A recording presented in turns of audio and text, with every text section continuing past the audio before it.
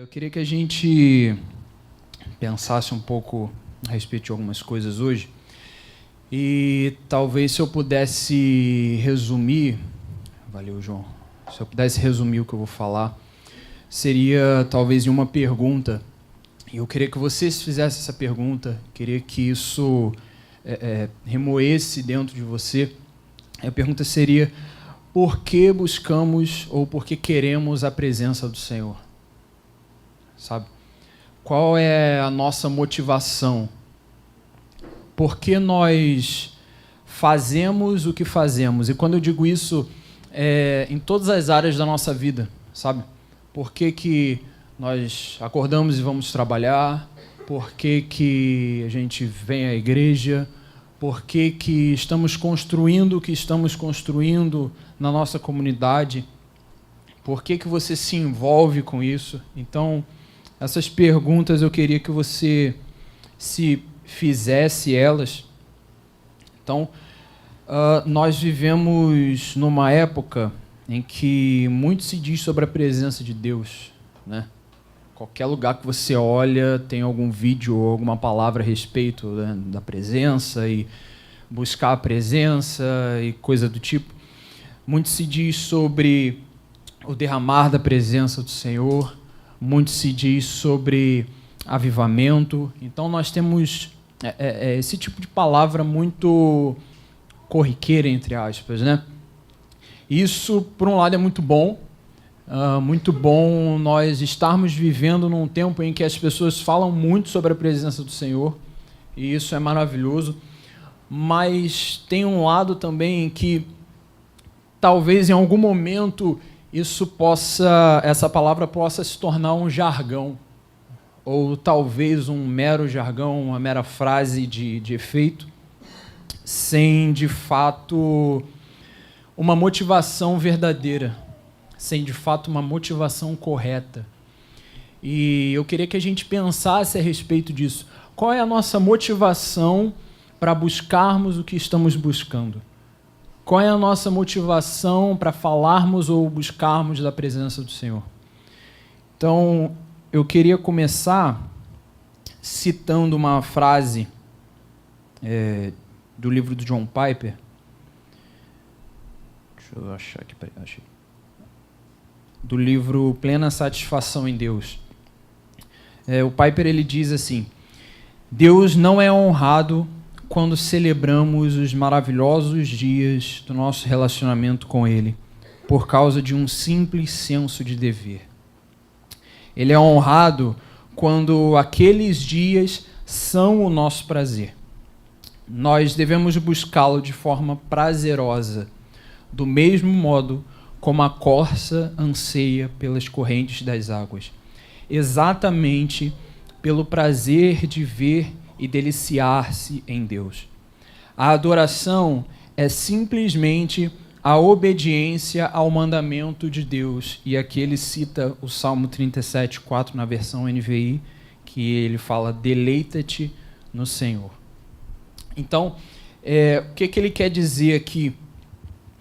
Piper ele diz que Deus ele é honrado quando nós celebramos os maravilhosos dias do nosso relacionamento com Ele, simplesmente pelo prazer de estar com Ele.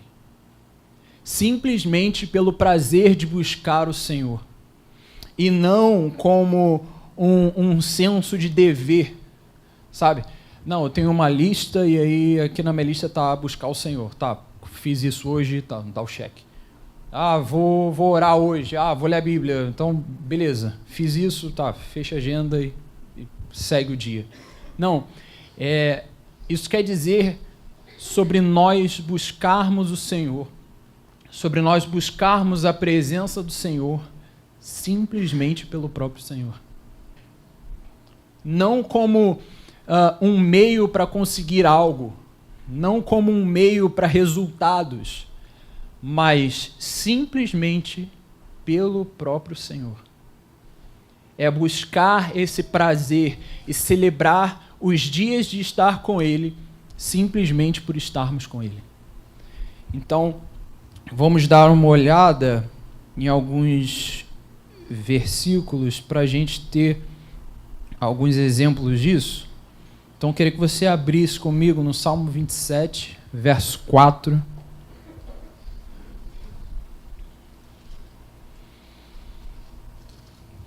Todos sabemos esse versículo, e que bom por isso. Salmo 27, 4.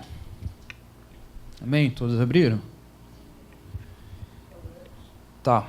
27, 4 diz: Pedi uma coisa ao Senhor e a buscarei, que eu possa morar na casa do Senhor todos os dias da minha vida, para contemplar o esplendor do Senhor e meditar no seu templo.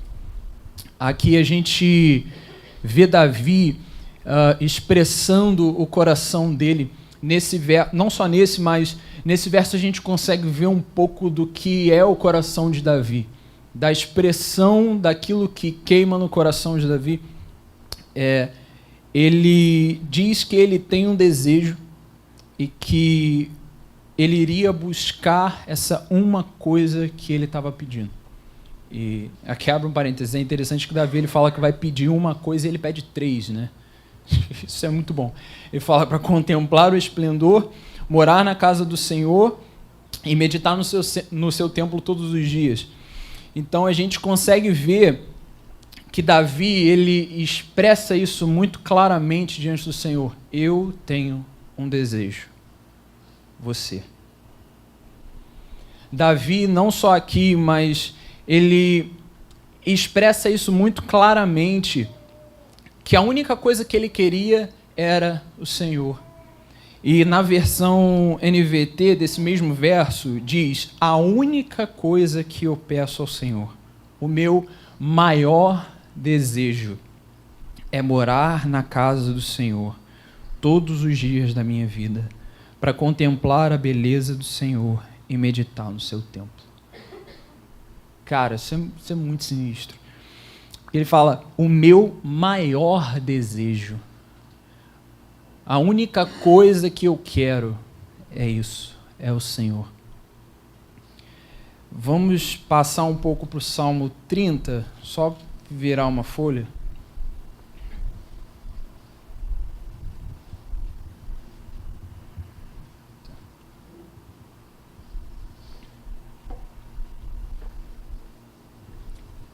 Salmo 30, eu vou ler só até o verso 7.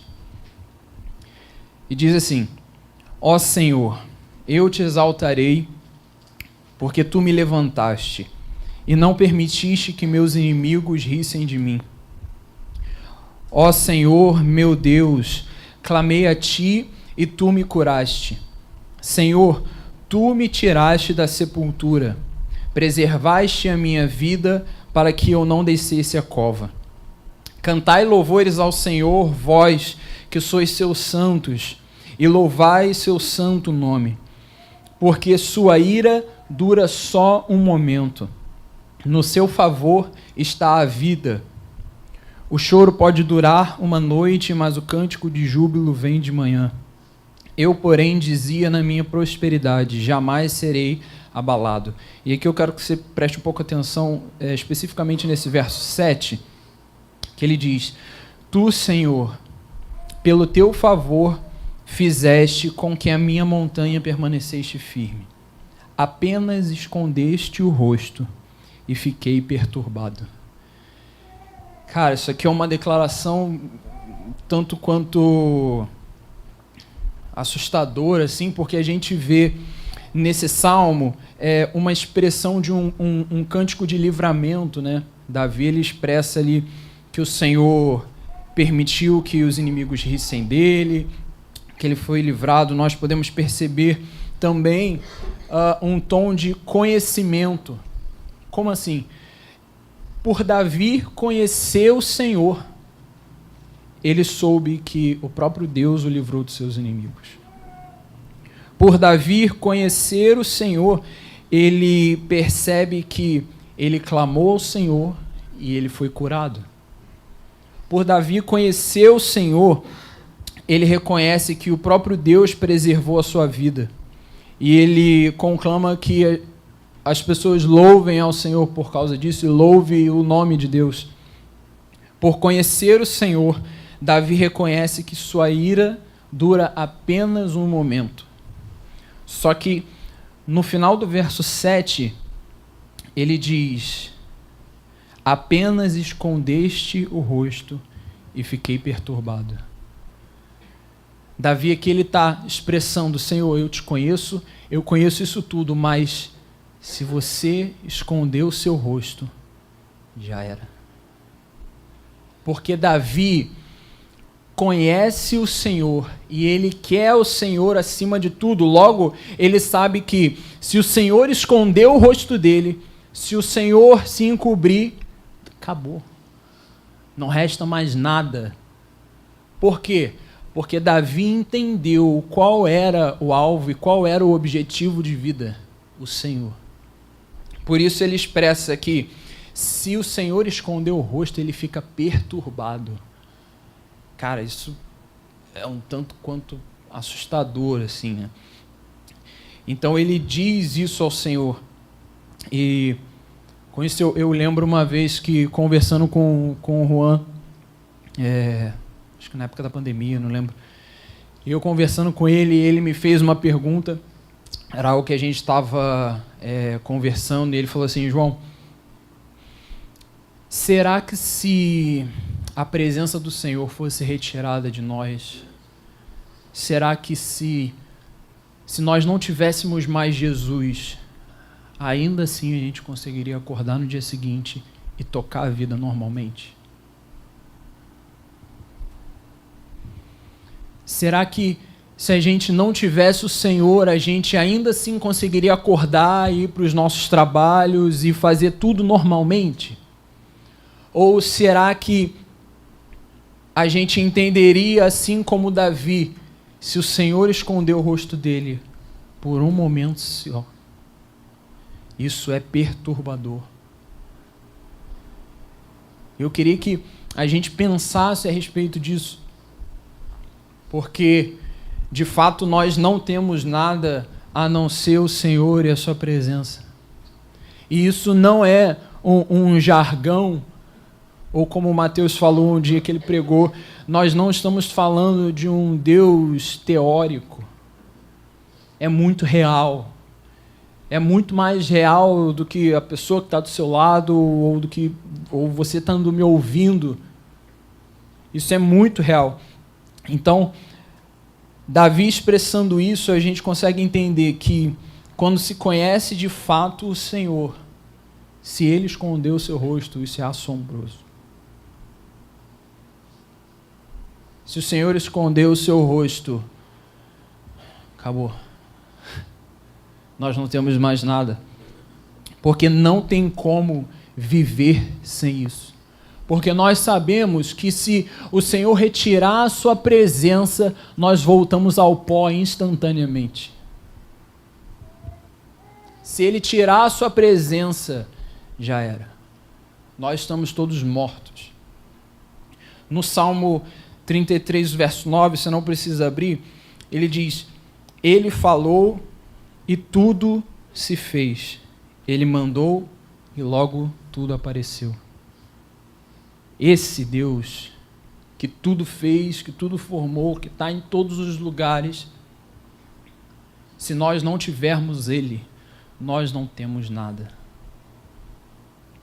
Então, Davi aqui, ele faz uma expressão que nos faz pensar qual era a motivação do coração de Davi. Por que Davi fazia tudo o que ele fazia? Porque assim, a gente também tem que pensar no seguinte ponto: qual era a motivação do coração do rei Davi? Sabe, Davi como rei, nem consigo imaginar a demanda de coisas que ele tinha que fazer. Ele tinha que tomar conta de questões militares, questões geográficas, diplomáticas. Ele tinha que tomar conta dos filhos endemoniados dele, porque que eram muito, né? Pô, um quer ficar com a irmã, o outro tenta tomar o trono e um mata. Cara, eu fico pensando qual era a motivação de Davi nos seus momentos depressivos. Porque tem muitos salmos que a gente lê que a gente olha e fala, cara, certamente esse cara estava em depressão. Porque ele fala das entranhas dele se revirando. Qual era a motivação de Davi quando ele se deparava com o pecado dele? Sabe? Davi, ele expressa muito nítido. Ele não quer simplesmente os resultados da presença do Senhor. Porque assim, eu fico pensando, o cara que quer pegar a Arca da Aliança e colocar no meio da cidade é um tanto quanto ousado, assim, né? Porque a Arca representava o trono do Senhor, então eu fico pensando, as pessoas ao redor dele, Davi, esse negócio aí mata, assim, todo mundo aqui morre. Você quer botar isso mesmo no meio do povo? E Davi, sim, quero. Porque ele entendeu que se o Senhor estivesse ali, estava tudo bem. Se a presença do Senhor não estivesse ali, acabou. Nada, não restava mais nada, não iria servir Davi ser rei, bem-sucedido, ou os filhos dele serem gente boa, ou tá tudo certo geograficamente, diplomaticamente, ok, mas se a presença do Senhor não estivesse ali, nada disso valeria a pena.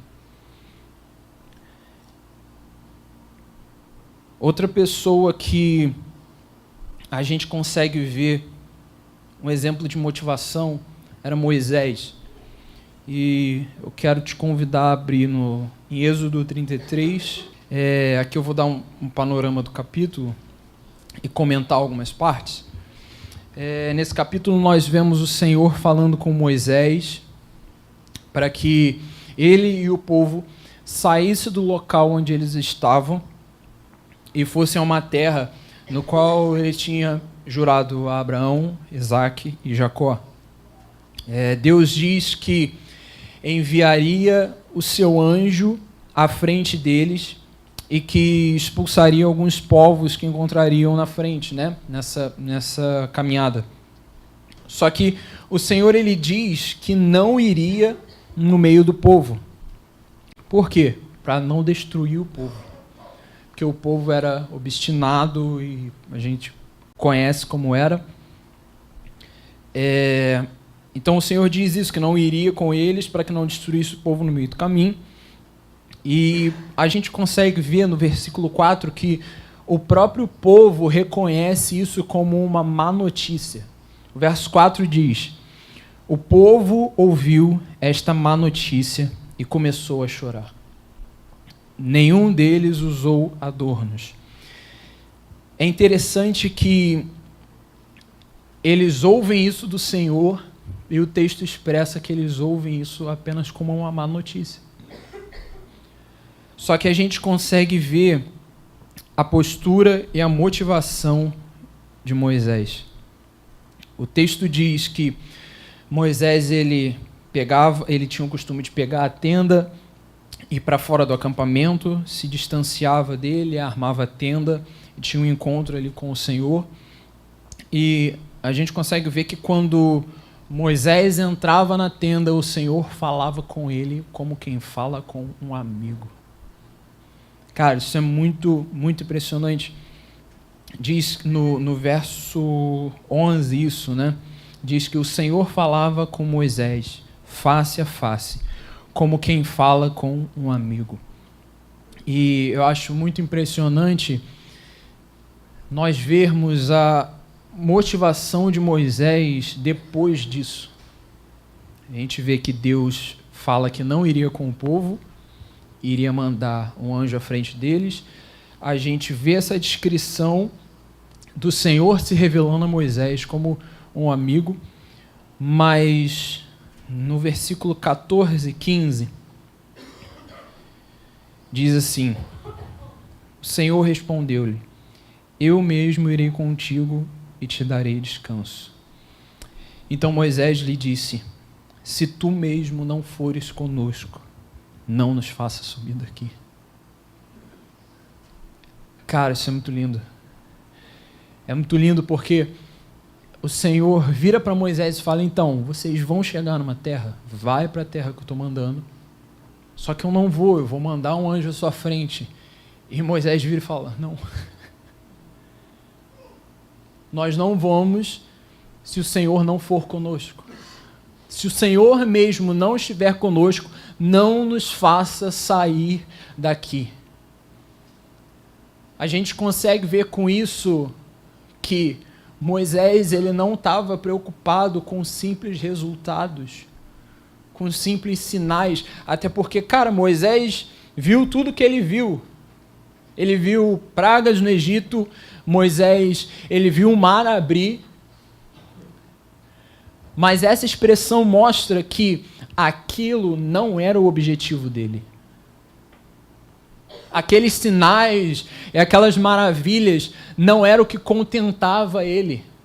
Porque a gente vê no versículo 18, Moisés ousando ainda e vira, rogo-te que me mostres a tua glória.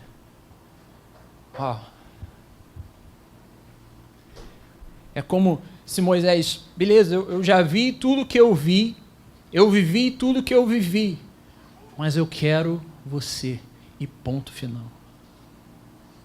Eu não quero a sua presença entre nós para que a gente consiga alguma coisa. Eu não quero a sua presença entre nós para que simplesmente haja sinais e maravilhas, o que é muito bom. Mas eu quero a sua presença entre nós, porque o Senhor vai estar entre nós. A gente consegue ver essa motivação. E ele fala que esse rogo-te é uma súplica. Rogar é suplicar, implorar, pedir com insistência. É aquilo remoendo no interior. Tipo, Deus, eu suplico, rogo-te que mostres a tua glória. Ele falando, Senhor, eu estou te implorando pela sua presença entre nós.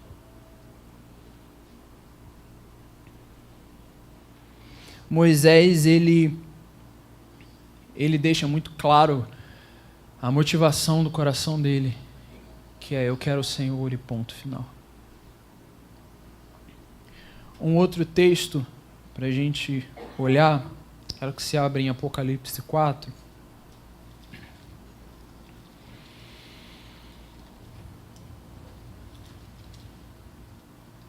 Não vou demorar muito.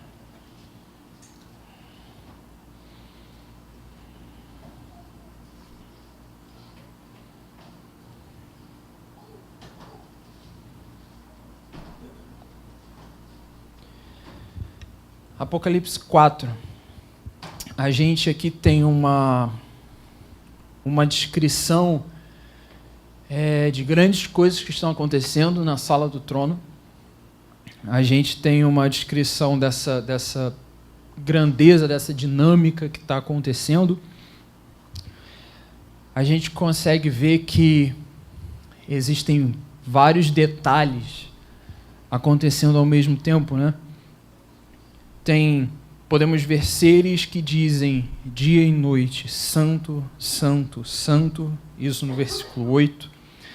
A gente consegue ver que tem 24 anciãos que eles se prostram e dizem, nosso Senhor e nosso Deus, tu és digno de receber a glória, a honra e o poder, porque tu criaste todas as coisas e por tua vontade todas elas foram criadas, todas elas existiram e foram criadas. A gente consegue ver tudo isso acontecendo e é tudo muito lindo, tudo muito espantoso, né? Tudo muito grande. Mas se a gente parar para ver bem, é interessante que o texto ele começa dizendo e mostrando a motivação disso tudo está acontecendo. O porquê isso tudo acontece. O verso 2 e o verso 3 diz assim: fui imediatamente arrebatado em espírito e vi um trono com alguém assentado sobre ele. Aquele que estava assentado tinha a aparência semelhante a uma pedra de jaspe e sárdio. Ao redor do trono havia um arco-íris semelhante a uma esmeralda.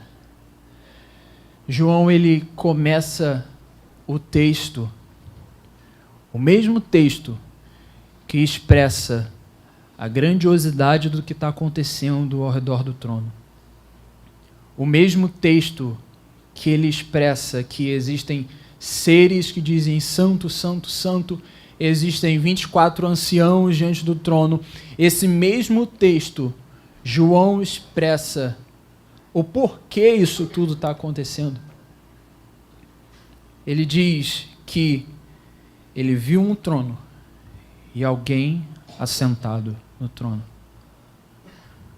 Os seres dizem santo porque existe alguém assentado no trono. Os anciãos se prostram e jogam suas coroas porque existe alguém assentado no trono. Tudo isso está acontecendo porque existe alguém assentado no trono. E a glória dele preenche os céus. Essa é a motivação. Por isso está acontecendo tudo o que está acontecendo, porque o Senhor está nos céus. E os que estão ali estão vendo o Senhor. Logo, se eles estão vendo o Senhor, eles só têm uma maneira de expressar. Nós conseguimos ver que a verdadeira motivação é a presença do Senhor e mais nada. Sabe, irmãos, eu gostaria que isso ficasse na sua mente, no seu interior. Nós buscamos o Senhor por quê? Por que nós buscamos a presença do Senhor? Por que nós queremos que Ele derrame a sua presença? Por que buscamos avivamento, por exemplo? Sabe, com tanto fervor, e isso é muito bom, mas eu queria te fazer uma pergunta. Se o avivamento viesse hoje e daqui a 2, 3 dias ele fosse embora, acabasse, ainda assim nós estaríamos com o coração voltados buscando o Senhor? Ou a motivação de estar buscando é para conseguir algo? É para conseguir resultados? Nós devemos buscar o Senhor como um fim em si mesmo, e não como um meio para algo.